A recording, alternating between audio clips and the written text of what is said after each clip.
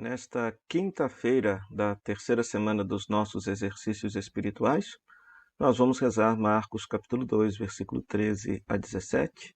Marcos capítulo 2, versículo 13 a 17. Em nome do Pai, do Filho e do Espírito Santo. Amém. Jesus saiu outra vez para a beira do mar. Toda a multidão ia até ele e ele os ensinava. Ao passar, viu Levi, filho de Alfeu, sentado no posto de arrecadação e disse-lhe: Segue-me. E levantando-se, Levi o seguiu.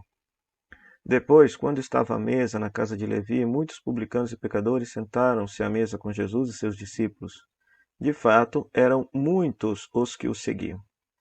Os escribas, que eram fariseus, vendo-o comer com os pecadores e publicanos, diziam aos discípulos dele: Por que ele come com os publicanos e os pecadores? Tendo ouvido isso, Jesus disse-lhes: Não são os que têm saúde que precisam de médico, mas os doentes. Não vim chamar justos, mas pecadores. Palavra da salvação, glória a vós, Senhor. Querido irmão, querida irmã, neste dia nós vamos rezar a vocação de Levi, que a tradição cristã chama de Mateus. O Evangelho de Mateus troca o nome de Levi por Mateus, então por isso que a tradição cristã considera que se trata da mesma pessoa, Levi e Mateus. De qualquer maneira, se trata daquele cobrador de imposto que Jesus chamou, que estava na coletoria de impostos, que Jesus chamou para o seguir, e ele o seguiu. O que é que esta vocação de Levi nos convida a pensar e a rezar? Por que eu escolhi esse texto? Esse texto, muitas vezes, ele não é utilizado como um texto vocacional, mas ele tem uma dimensão vocacional muito bonita, muito pertinente. Por quê? Em primeiro lugar, quem está sendo chamado? Levi ou Mateus? Levi. Vamos seguir aqui a tradição de Marcos, né? É Levi, né? Ora, naquele tempo, os cobradores de impostos eram considerados pecadores públicos. Por quê? Porque colaboravam com o Império Romano na dominação do povo judeu. Então, todo judeu piedoso olhava com pavor, discriminava os cobradores de impostos. Por quê? Porque consideravam eles pecadores públicos por colaborar com a dominação do Império Romano. Primeira coisa, primeira situação, certo? Além disso, do ponto de vista da própria religião judaica, o cobrador de imposto ele tinha, de fato, um estado de impureza. Por quê? Porque ao coletar o imposto para Roma, ele tinha que levar isso para um soldado romano. Então, o trato com o estrangeiro deixava a pessoa impura para praticar a fé.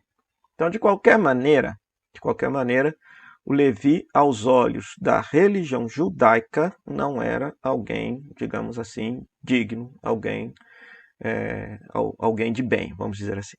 Além disso, soma-se uma terceira coisa, que muitas vezes o cobrador de imposto, ele cobrava a mais, então ele lucrava em cima da cobrança de impostos, né? Isso nós vemos, por exemplo, lá quando João Batista, no Evangelho de Lucas, aconselha os cobradores de impostos a cobrar apenas aquilo que foi exigido que se cobrassem. Nós temos o exemplo, por exemplo, de Zaqueu, que admite que ele cobrava mais, então por isso que ele se vê na obrigação de devolver aquilo que ele roubou e partilhar com os pobres, né? Mas aqui no caso de Levi não se diz isso, né? Então, eu estou apenas colocando aqui que existe o caso dos cobradores de impostos que realmente cobravam a mais e lucravam com aquele trabalho. Então veja, de qualquer maneira, Levi não se enquadra numa pessoa pura aos olhos da religião judaica. E Jesus chama esse sujeito para o seguir. E ele o segue. Se você se recorda, na primeira semana, na segunda-feira da segunda semana dos nossos exercícios espirituais, que nós rezamos a vocação dos discípulos de Jesus, aqueles pescadores.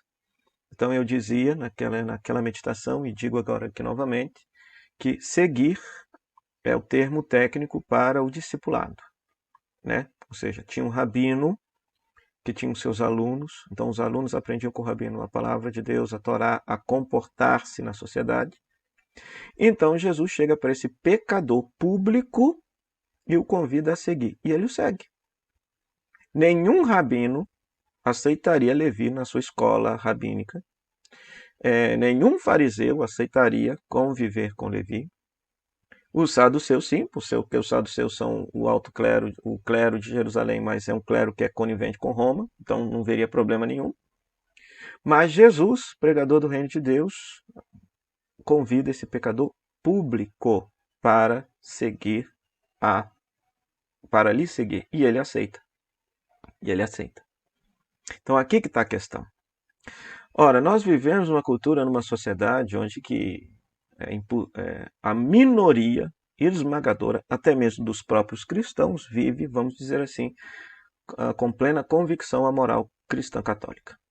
90% do povo católico não vive a moral católica, e muito embora se digam católicos.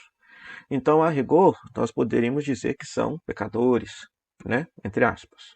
Aqui não estou emitindo um juízo de valor sobre a vida dessas pessoas, porque Deus sabe o coração delas.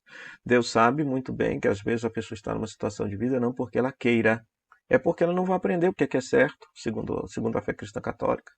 Então ela está vivendo a vida dela. Ela está vivendo o caminho dela. Né? Lembra que Deus só pode cobrar aquilo que a pessoa sabe. Né? Ou seja, Deus só nos cobra aquilo que nós temos consciência. Aquilo que nós temos consciência, Deus não pode cobrar. Né? Então, imensas pessoas, uma grande maioria das pessoas de uma comunidade cristã podem ser consideradas como Levi. Podem ser consideradas como Levi. E Jesus chama pessoas assim para segui-lo, para construir o reino, para colaborar com ele no reino de Deus.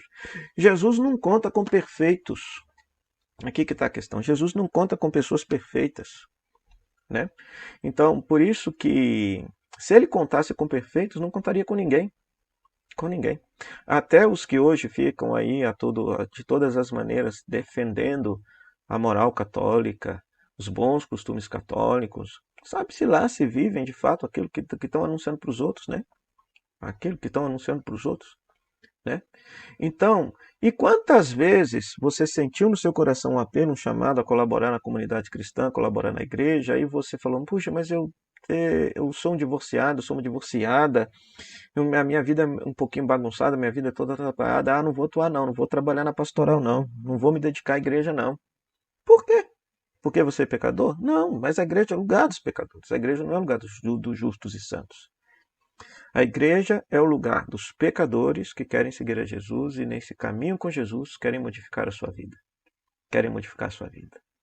Né? Então, esse texto, por meio desse texto, eu gostaria que você olhasse sinceramente para a sua vida e aprendesse que as contradições que você possa ter na sua vida não são empecilho para você trabalhar na igreja, não são empecilho para você dar a sua vida numa pastoral, num movimento da igreja e ajudar com que o reino de Deus se instaure no coração e na vida das pessoas. Né? Então, que o exemplo de Levi possa te chamar a atenção para isso. Porque quantas vezes você disse não a um chamado de Deus lá na comunidade que você participa, pelo fato de você, de repente, não estar enquadrado na moral perfeita, bonitinha que a Igreja Católica prega. Isso não é problema.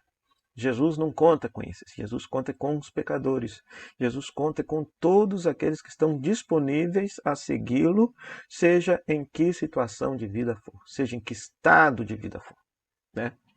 Então é necessário que a gente aprenda que a dimensão do reinado de Deus está para além da igreja. Né? Há muitas pessoas que de repente não se enquadram na moral católica, mas que aí socialmente estão batalhando, dando a vida para que a sociedade, a comunidade possa ser mais justa, fraterna, que não tenha tanta desigualdade social, que as pessoas possam ter um pouquinho mais de uma vida digna e melhor. Entendeu? E então estão dando a vida delas pelo reino. Estão dando a vida delas pelo reino. Tá certo?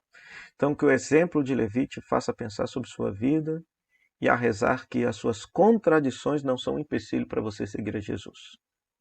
Que o seu pecado não é condição que te expulse de assumir uma missão junto com Jesus. Porque é na convivência com Jesus que as arestas de sua vida aos poucos vão sendo consertadas, que as luzes vão iluminando as sombras que estão aí dentro do seu coração.